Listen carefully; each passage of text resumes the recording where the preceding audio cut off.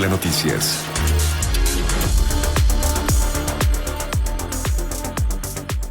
El comentario de Arturo Sánchez Gutiérrez en Fórmula Noticias. 8:15 y vamos, es muy importante poder escuchar y que Arturo nos ayude a entender. Arturo, te doy la bienvenida primero. Muchas gracias por estos minutos y por todos los fines de semana tener ese compromiso para la audiencia que te espera, porque también nos mandan muchos mensajes de que esperan el análisis. Arturo, y déjame empezar con algo, porque es que es el gran tema de escuchar a los expresidentes, es interesante y de verdad es necesario. Luego, en esta vieja cultura priista de que el presidente se guardaba y ya nadie hablaba, es bueno que hablen y es bueno que digan, es bueno saber cuál fue su experiencia. Y me detengo con una persona que está haciendo, mira, Raúl Arrae B11 de Twitter dice, ¿no llevó Cedillo el dólar de 4.50 a 12.50? Sí, porque el dólar o bueno, no sé si no tengo claro si era de 12 o... Sí, pero sí hubo una depreciación, porque el dólar con Salinas estaba fijo, era un precio fijo. Hoy lo que usted y yo conocemos fluctúa y lo maneja el mercado. Hoy, en ese entonces, el gobierno tenía que jugar y meter dinero para que el dólar no se le disparara, como le hace un poco hoy con el tema de las gasolinas. Así haga de cuenta un poquito, pero con el tipo de cambio. Hoy ya no, hoy fluctúa, somos un país global, con convenios globales, donde la moneda, el peso mexicano, es de las que más anda también fluctuando entre todo. Por eso el peso le ha estado yendo también frente al dólar. Moody's ya dijo que, ojo, hay que poner atención en lo que puede ocurrir en los siguientes meses. Este es el mismo señor Raúl Arrae, dice, vaya, mira si qué cinismo de Cedillo. ¿Qué no fue populismo su Fobaproa? El Fobaproa, que fue una bandera del hoy presidente Andrés Manuel López Obrador. Si no hubiera existido Fobaproa, exacto, hubo abusos en el Fobaproa, hubo gente que abusó, hubo banqueros que abusaron del Fobaproa, pero si el Fobaproa no hubiera existido, ni usted, ni yo, ni muchos mexicanos hubiéramos podido ir a un cajero automático a sacar dinero, nuestro dinero. Esto le pasó a Argentina, ¿eh? Y allá lo conocimos con el corralito. Allá cuando su sistema financiero se fue a la quiebra, el gobierno no tuvo dinero, no tuvieron dinero, no hubo capacidad de rescatar a su sistema financiero y los ahorradores iban a su banco, a su cuenta y no podían sacar su dinero o les restringían sacar su dinero. Y esto ha pasado en otros países, incluso en México con el tema de los petrodólares y los petropesos y todo eso que hizo el expresidente López Portillo. Ese es el gran tema. Y ahí es donde nos debemos detener. Perdón, Arturo, te robé unos minutos. Vamos a extendernos en el siguiente bloque porque vale mucho la pena hablar de ello. ¿Cómo te va? Buenos días. Buenos días, mi querido Jaime. Bueno, sí, muy importante esto que está ocurriendo. Déjame poner un poco de contexto. ¿Por qué ahorita? ¿Por qué empiezan a salir este tipo de declaraciones y por qué tenemos este tipo de pronunciamientos? Yo creo que se están conjugando dos elementos. Por un lado, bueno, ya estamos en el 5.º año de gobierno, de hecho. No hay que esperar a diciembre, ya el presidente saldrá en octubre del 24. En consecuencia, ya estamos en lo que será su penúltimo año de gobierno y empiezan a hacerse muy evidentes la falta de ciertos resultados que resuelvan algunos de los problemas y las promesas que hizo el presidente. O sea, ni el Tren Maya, ni Dos Bocas, ni el nuevo aeropuerto jalan. Por otro lado, las reformas de interés del presidente, la eléctrica y la electoral, están en un debate muy complejo y los grandes temas siguen ahí, el crecimiento económico, la seguridad y una coyuntura internacional que no ayuda a la guerra en Ucrania y la inflación. Entonces, en este contexto, lo que se antojaría es que hubiera alguna actitud distinta por parte del gobierno. Y no la hay. Se mantiene exactamente la misma postura presidencial, no hay apertura al diálogo, lo vimos con las posturas del secretario de Gobernación esta semana, en la cual es la crítica a los gobernadores, la crítica a los adversarios, la crítica a los que no están de acuerdo con ellos, y no hay formas de negociación cuando más se está buscando convencer al PRI de que vote con Morena en la reforma electoral. Entonces, hay una voluntad de centralizar las decisiones y que sigan en el camino, un poco como lo decía el presidente Calderón. Lo que está ocurriendo es que se centralizan las decisiones, se vienen a tratar de influir en diferentes ámbitos de la política para caminar solamente por el camino que el presidente quiere, con el amparo, diría el presidente, de que el pueblo está Bueno, yo creo que en este contexto ha ocurrido Ay, es justamente que la crítica se hace de una te manera nos estás muchísimo cortando un poquitito, Arturo. A ver, más. déjanos recuperar tantito tu comunicación porque se quedó un poco pasmada la imagen y el audio. Mejor vamos a cerrar el video de Arturo Sánchez porque ya en estos años de pandemia nos hemos dado cuenta que cuando uno cierra el video le da más ancho o le da más potencia a la voz y puede transmitirse de manera ininterrumpida, porque cuando manejas las dos, si tienes alguna conexión o el internet no es del todo fuerte o potente, ahí como que comienzas a tener algún conflicto. A ver, Arturo, te escuchamos y nosotros te ilustramos por acá. Dime dónde me quedé, mi querido Jaime. A ver, te quedaste en la parte donde, dando el contexto de lo que estaba sucediendo y de por qué es lo que está ocurriendo esto. En el cuarto año de gobierno, casi quinto año de gobierno, los trabajos que se han hecho, pero pues sí, ciertamente, pocos resultados que hemos visto. Sí, en términos generales de la expectativa que el propio presidente generó. Y esto coloca entonces a que la crítica se hace cada vez más sofisticada.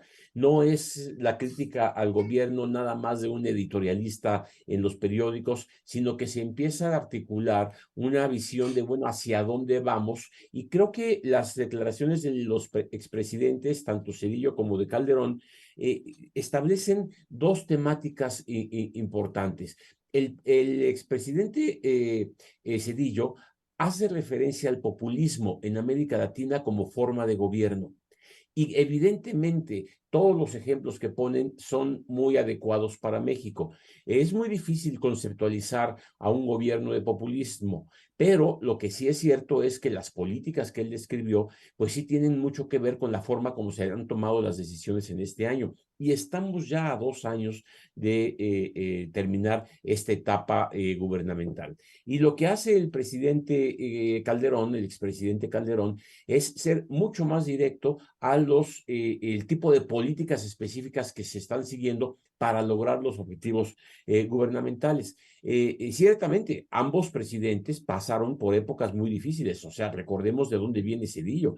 Zedillo viene después de un 1994, en el que es asesinado el candidato del PRI, es una elección muy compleja, pero bueno, en la que él gana con mucha claridad, y después el error de diciembre, una crisis muy seria, muy severa, que implicó tener un apoyo internacional importante para poder salir. Ahí es en donde se dan las dificultades económicas que mantiene con una nueva política y logra cierta estabilidad hacia el final de su sexenio y que se continuará después. Y Felipe Calderón tuvo que enfrentar, en efecto, lo que él creía que era lo conveniente en ese momento y que es muy criticado por este gobierno. Bueno, puede haber muchas críticas, que es el tratar de enfrentar al narcotráfico a través de un enfrentamiento directo con los líderes. Entonces, no fueron presidentes que la pasaron del todo bien. Sin embargo, lo que sí se mantuvo fue un espíritu de apertura, de diálogo, que permitía incorporar en el gobierno a los diferentes sectores para poder negociar el trabajo de la Secretaría de Gobernación, que es incorporar en diferentes niveles a las diferentes partes, partidos políticos y demás para gobernar. Eso es lo que no está ocurriendo en esta etapa. Y eso es lo que se critica de una manera muy importante. Ahora, hay un elemento adicional en este momento que facilita la crítica de este tipo. El presidente deliberadamente adelantó el proceso de sucesión presidencial. Ya llevamos más de un año hablando de las corcholatas, de los candidatos, de que si son 3, de que si son 4, de que si Monreal también está, de que si no está. Y es el propio presidente el que destapó esta batalla. Es el propio presidente el que destapó. Ayer declara el presidente de la República que se acaba el dedazo, que no hay dedazo, que no se va a meter, que el pueblo decidirá y todo eso. Bueno, si no se quiere meter, pues que no se meta. Pero cuando continuamente hace referencia a los candidatos de Morena, a los candidatos de los demás, es más, él definió quiénes eran los candidatos de Morena y él incluso hizo una lista de 40 personas que podrían ser los candidatos de la oposición. Si no se quiere meter en un proceso de sucesión presidencial, si nos quiere convencer de que no hay dedazo, si quiere dejar claramente que sean las libres fuerzas políticas y la sociedad la que elija, pues que no se meta. Es simple y sencillamente este tipo de problemas, pero no es el caso. Y es mantener el discurso político polarizador, el discurso político confrontador, lo que, bueno, finalmente lo tiene en una posición que puede ser popular, pero que dentro de la clase política genera ya estragos distintos. Yo no entiendo cómo se busca construir nuevos acuerdos cuando permanentemente se confronta con la oposición, todos los que no piensan como él son adversarios. Y al mismo tiempo lo que tienes tú, un debate en las cámaras en donde se trata de construir votos, resulta muy complicado. Yo creo que entonces entramos a esta etapa en donde la crítica se está haciendo muy sofisticada, los expresidentes ya hablaron, seguramente vendrán una respuesta en la mañanera de mañana muy clara por el presidente de la República, mantendremos esta polarización y seguramente pues tendremos un contexto de más y más confrontación que no ayuda a los acuerdos que se requieren ni para Pues que el sí, presidente termine sus propias obras, ni como para construir nuevos acuerdos que claro. tengan problemas. Arturo, déjame brincar el corte comercial y regresamos para que redondees esta idea y hablemos de otros asuntos también ahí pendientes en la agenda. Vamos a la pausa, seguimos. Y regresamos con Arturo Sánchez Gutiérrez. Arturo, nos decías, y ya para redondear y finalizar tu comentario, la polarización pues está tomando niveles, no sé si preocupantes es la palabra, pero sí en un entorno tan complejo, con inflación, con tantas cosas que hay alrededor del mundo, y luego todavía tener una sociedad tan polarizada, pues no creo que sea un buen recurso, pero lo hemos visto y lo hemos visto incluso hasta desde el propio responsable de la gobernabilidad y quien lleva las riendas del gobierno a nivel local, la política, el tender puentes, el estrechar la mano, del propio secretario de Gobernación, Adán Augusto López, que ha generado críticas muy duras contra gobernadores de oposición. A ver, en ese sentido, Jaime, es parte de lo que está ocurriendo cuando hablamos de la sucesión presidencial. Mira, qué difícil para un secretario de Gobernación que desde ahora se le menciona como posible candidato a la presidencia de la República, competir, porque es una competencia evidente y muy legítima, con otros y otras precandidatas, para poder decirlo así, del mismo partido. Y esto implica pues una exposición pública necesaria. O sea, Adán Augusto requiere, como secretario de Gobernación, de estar presente, de mostrar claramente que él apoya al presidente de la República, que seguirá su línea, que es lo que dijo el presidente el día de ayer.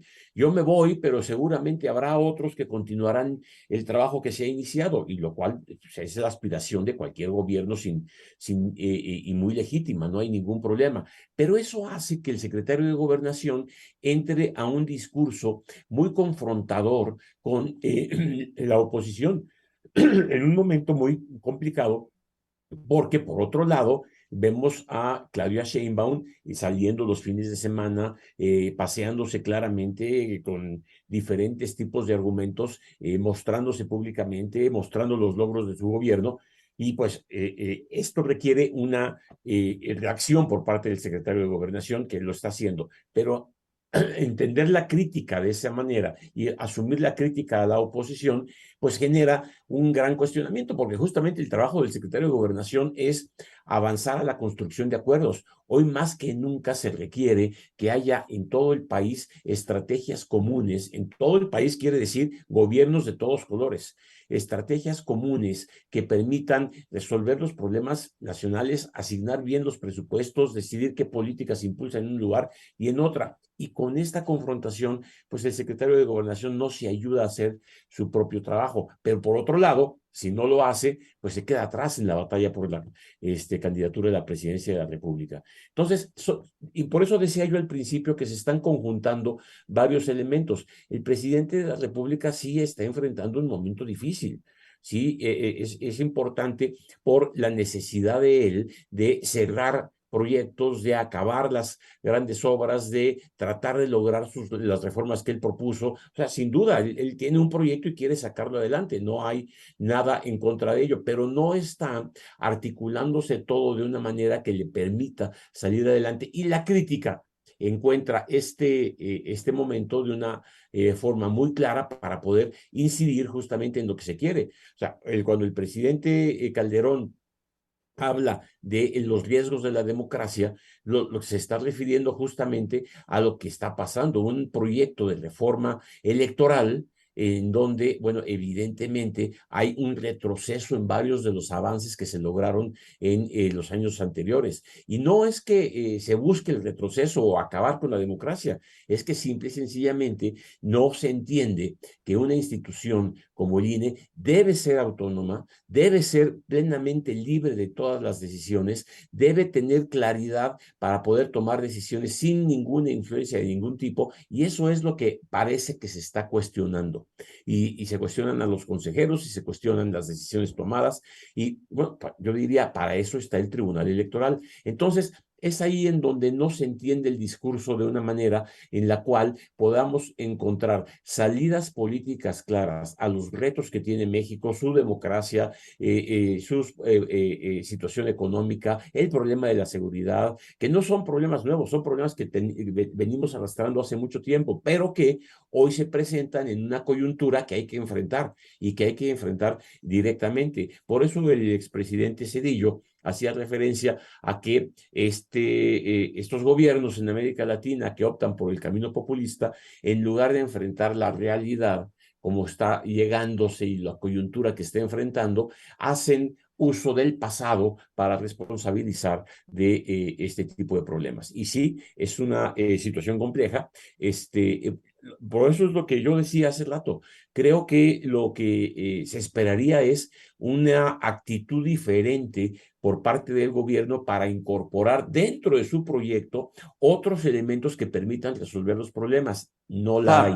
Se mantiene claramente el mismo esquema y esto es lo que dificulta mucho las cosas en este momento, sobre todo con la gran polarización que se ha generado en los últimos años. Pues Arturo, vamos a estar atentos a esto que ocurra y por supuesto a la respuesta. Mañana seguramente habrá una respuesta por parte del Ejecutivo a lo que se señaló y se ha hecho viral en las redes sociales. He visto mucha gente que se ha subido a favor, otros muchos también, no menor, en contra de lo que ocurrió. Como tú bien lo señalas, con esos argumentos. A ver, ustedes ya estuvieron al frente de un gobierno y pues, ¿qué generaron? Generaron el rescate bancario que lo seguimos pagando.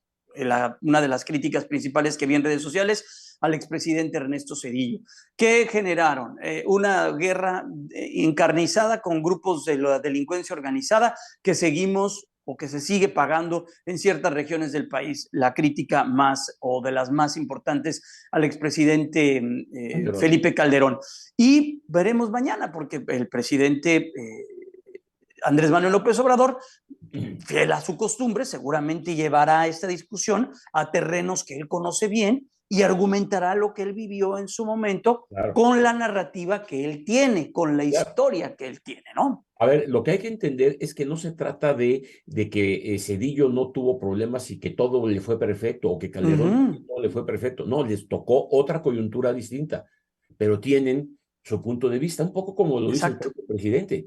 Cuando se critica el pasado per se, pues los expresidentes están haciendo uso de su derecho de réplica para responder a una serie de críticas y una serie de situaciones que pues también a ellos les tocó vivir en su momento. Y sí, se abrió un nuevo tipo de diálogo, porque hacía mucho no oíamos al expresidente Ernesto Zedillo hacer un discurso de este tipo, y a Felipe Calderón lo hemos oído más, pero tomó una tónica muy clara y sobre todo los dos sentados en una mesa, pues tiene este efecto viral que ya mencionas muy claramente.